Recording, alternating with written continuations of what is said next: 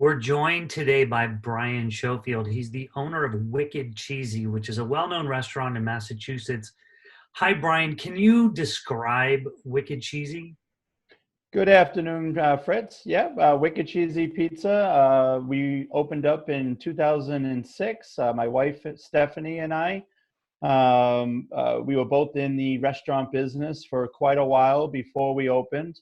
And in 2006, in our hometown that we bought our house, we opened up Wicked Cheesy Pizza.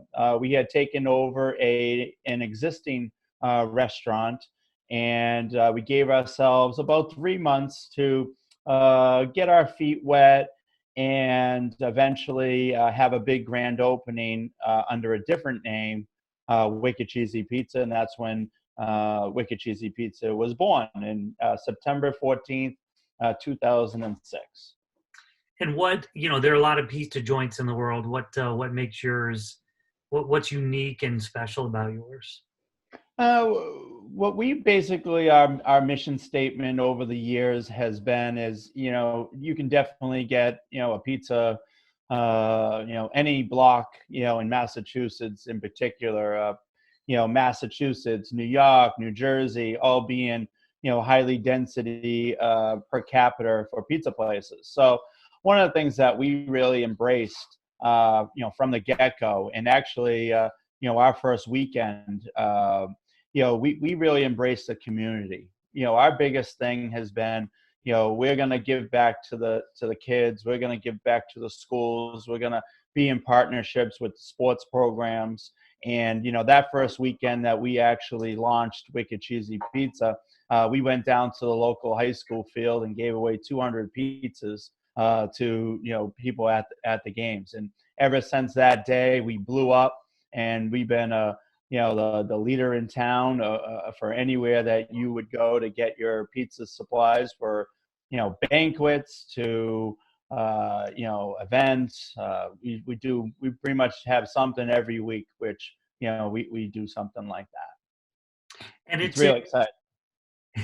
and it's in Tewksbury, right? Correct. We're about 20 miles north of Boston. Okay. Did I say that right? Tewksbury? Tewksbury, correct. Tewksbury. Okay, yeah. There's a lot of little towns around that area where it's pronounced a little different than the rest of us would say. Well, Uh, correct, because they pretty much, any town around this area, you would find some type of history going back to England. So you'll see there was I think it was pronounced Tewksbury, I think in England, and stuff like that. Boston, of course. yes. And so, a restaurant like Wicked Cheesy Pizza becomes, a local favorite, and everybody supports it, and you support everybody. And in this time, we're going through this healthcare crisis, which is causing a financial crisis for a lot of people.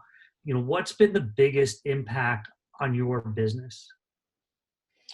So, it's funny, well, not funny, but, a few months ago, we really renovated our restaurant to be able to get away from the delivery aspect of our business because of how involved we are with the community.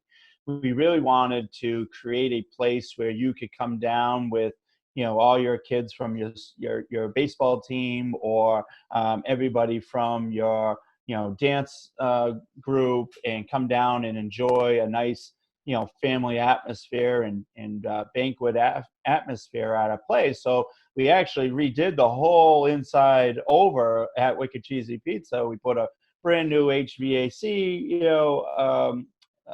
system in. We put in gaming for the kids, where you could play with 16 kids at a time, and we really revamped our whole restaurant in anticipation for the spring, which is goes into our busiest times of the year.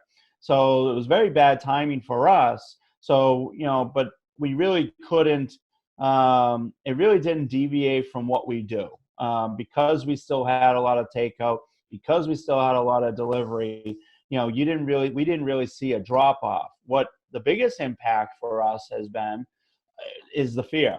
All our employees, don't know what's going on, or don't know what's going to happen. So what we've had to do is, we've had to go down to a skeleton crew.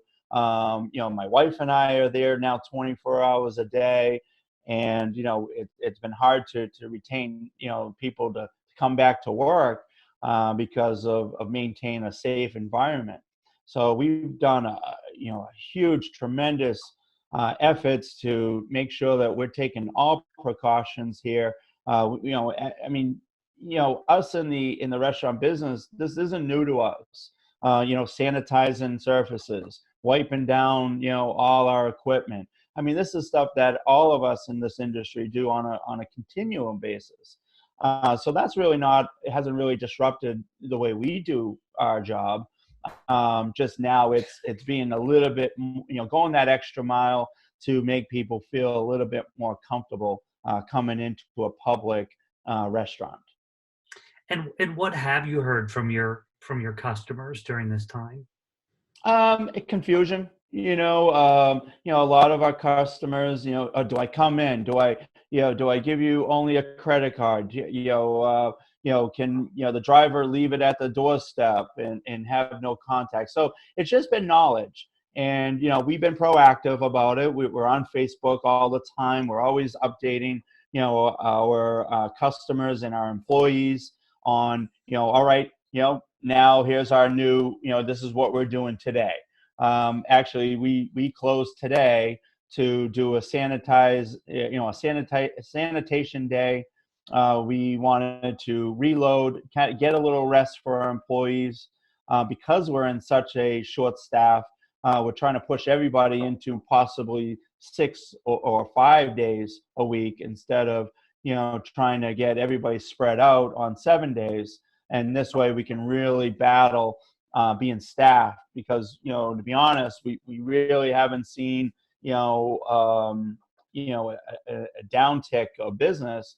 It's just been a little bit more chaotic. We're seeing a lot of new customers. We're seeing a lot of people with a lot of questions. So we try our best while being short staffed to combat these issues. Wow. So your business has really just stayed steady from a Right. financial standpoint. Well, I mean, I would say it's projected to be a loss because, again, this is running into our busiest time. So you're running into our April, May, and June, which is, our busiest, maybe close to our 3 busiest months of the year. So it's definitely gonna probably be off a little bit, but it hasn't been too much. So I'd say that we've been lucky. Yeah. These are the times when the baseball teams are coming in to celebrate the ends of their, Correct. even just after a game, right? So Right. Right. I coach 2 teams myself. I have an 11-year-old son, 8-year-old son, and a 6-year-old daughter, and I coach 2 teams myself. So after the end of each games that we have, I have a pizza party after every game. So these are little, and a lot of coaches come to us and get pizzas for after their games. So we right now we probably be doing the end of the year basketball banquets. We'd be doing hockey parties for their end of the year. We'd be doing a lot of school events that, on the fundraisers that we do for them. But I would say that, the biggest thing that has kind of reversed for us has been, we've always been there for them. We've always been there when they want to do an event. And, now what you're seeing is everything come back twofold. You're seeing people come and supporting us now because of all the times that we've been there for them. So I would say, because of the model that we put in place at the very beginning, 15 years ago, is now being exposed now, where people are trying to come out of it, their way to come support us, even though they might not feel so comfortable, or they might not feel, but they feel comfortable enough about knowing, us, knowing me, knowing my wife, knowing my kids, and having that trust that we do the right things here at Wicked Cheesy. And are you, so just because there might be some downtick or you weren't even sure at first, are there any cost containment strategies that you've put in place? Yeah, so there was a lot of rumors going around probably about a couple of weeks ago, maybe even a week ago, where we were getting text messages. Hey, they're going to shut down. They're going to shut down the state. They're going to shut down the country. So we really didn't know what to do. We were like, well, we don't want to over order all our stock and then be stuck with spoilage and and taking precautions like that. So we were just kind of in limbo. We just didn't know. So what we did was we just said, you know what, let's trust the system and, and listen to our customers. And we went for it. And luckily we were prepared. And in terms of managing that inventory, especially with perishables and things being delivered every day, are there extra precautions that you're taking or requiring your suppliers to take? Yeah, so a lot of contact free, a lot of social distancing, taking extra precautions on washing our vegetables, making sure that all the tables that we're using is sanitized even more often.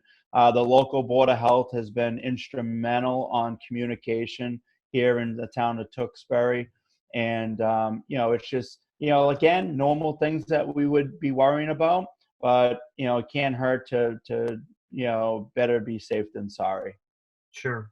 And one of the things that caught our eye about what you guys are doing is you created these pizza making kits for kids. And, during these difficult times, we're seeing so much invention or just creative thinking around what people need. What, have you always had that, or is this something you guys came up with?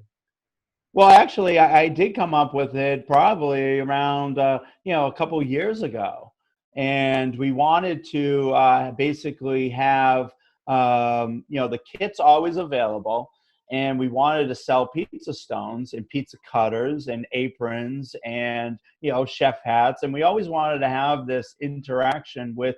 It all started when we were doing birthday parties where kids would make their own pizza. So we would have a birthday party, and the kid of the person's birthday party, we would give them a pizza paddle, and they would have all the kids sign the pizza paddle, and that would be the gift that we would give to the birthday boy or girl. And during that time, they would make their own pizzas. I'd go out to the table and I'd greet, 20 screaming kids and say, all right, here's how we make a pizza. And they would all make them and they would put their names on them. They'd put them on parchment paper. And then I'd take them back and I'd cook them all off and they'd bring them home. And it was a big hit. So I was like, oh, well, maybe this would be something really cool that we could always have. So if, any kid wanted to make their own pizza, it's something that we could have readily available. So they kind of went away and never really took off because, in places like Boston and New York and New Jersey, people don't look at it at that way. They look, well, I can go get a pizza and take 5 minutes and, I can be home eating my pizza. Well, they didn't really look at it the way they're looking at it today. Now, 5 years later, 2 years later, now they're looking. We thought this would be a great way to re-energize this idea with basically having family time. Anybody can go and buy a couple pizzas and have it delivered, but the art of cooking with your family and seeing those creations and having that creativity of what you want to do and the kids want to do. We've been The response has been unbelievable. Our Facebook page is blown up with mentions and likes and loves and shares, and it's really been supportive. And we love seeing all the kids making their own pizzas, and it's really been a big hit for us and them. Yeah, it's a great idea. Are you working with or talking with other people, other restaurant owners, and seeing and hearing what they're experiencing if it's different than you? So I've always had this mentality of my, my competition. Um, I never liked the idea of being enemies. So ever since we opened, 15 years ago, I've always had the communication with other pizza shop owners, even ones that are closely resemble our product. And I just didn't believe in, ever knocking down another entrepreneur. We're always battling, enough things in this business. The last thing we need is is somebody on the other side sabotaging your product. So a lot of the times I'm very close with, I'd say, about six pizza shop owners here in town. I'd say another six sit down places. So a lot of times I'll send out a group text, and say, hey, what's everybody doing about the rise of minimum wage? What is everybody paying for cheese these days? And it's a good way of keeping our vendors honest. It's a good way of, we do a lot of background checks with employees. Hey, this guy told me that he used to work for you. Oh man, I wish I didn't lose him. He was a great kid. Or, hey, be careful. This happened. And, and it's a lot of good communication. It's a lot of, it's been more helpful than not. Some of the the older guys that have been doing it a lot longer than I have, they never believed in that. They didn't like to share secrets. They didn't like to, give any type of edge to anybody. And I just didn't believe in that. So a lot of the times I'm reaching out because I need either help or I want somebody's opinion. Hey, listen, in the time that I got this idea was actually at the International Pizza Expo. So we went to our first International Pizza Expo in Las Vegas back in 2007, so a little bit after we had opened. And we had a very successful first year. So my wife and I wanted to reward our employees. So we took them to Vegas. And we went to the International Pizza Expo, and we had a great time. We learned a lot. And one of the best things that we ever learned was at the end of each day at the Pizza Expo, they had a segment called Beer and Bull. And what it was is they served beers at these big open function hall, and all the pizzeria shop owners would sit at a round table, and somebody would basically stand up and they say, hey, I tried take and bake pizzas and it failed.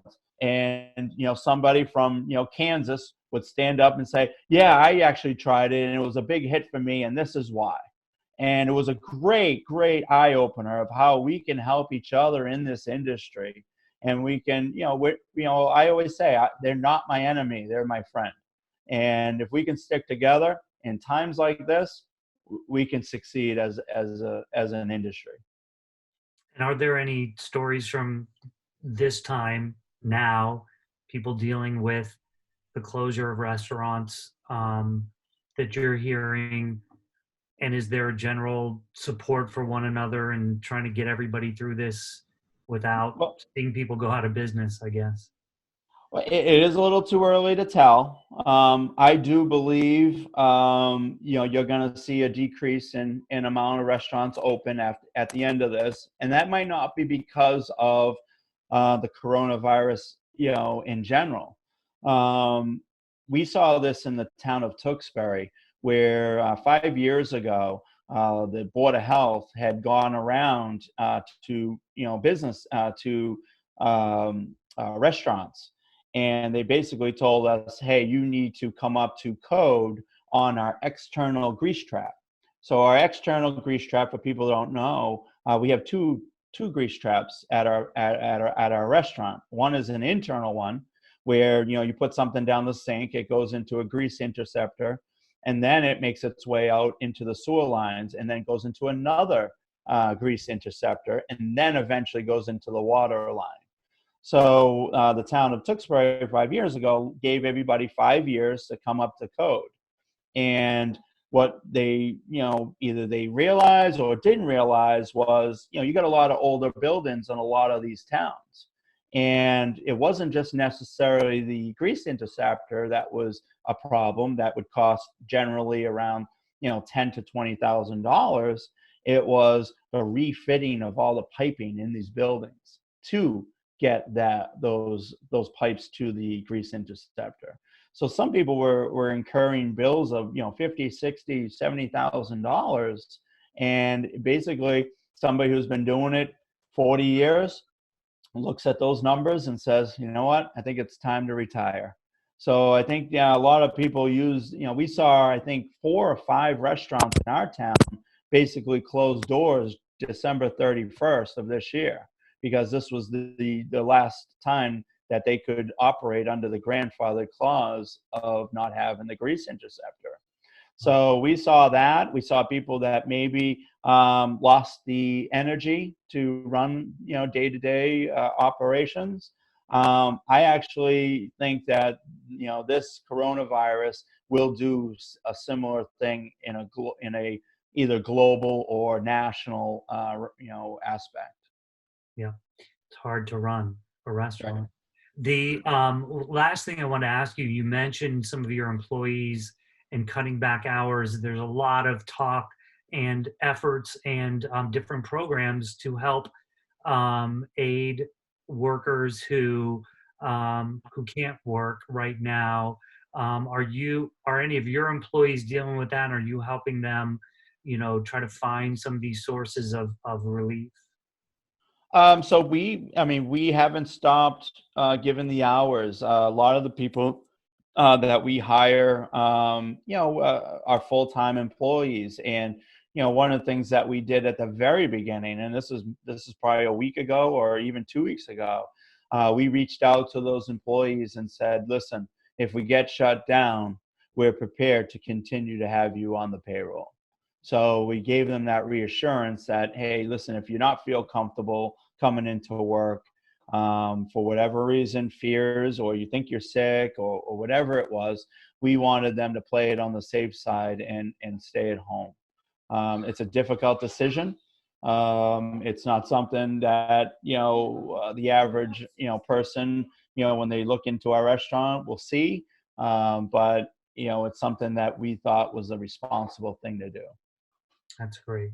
Brian, best of luck. I can't wait to taste your pizza when I'm in town next. And thanks for joining us. Thank you very much, Rich. It was nice meeting you.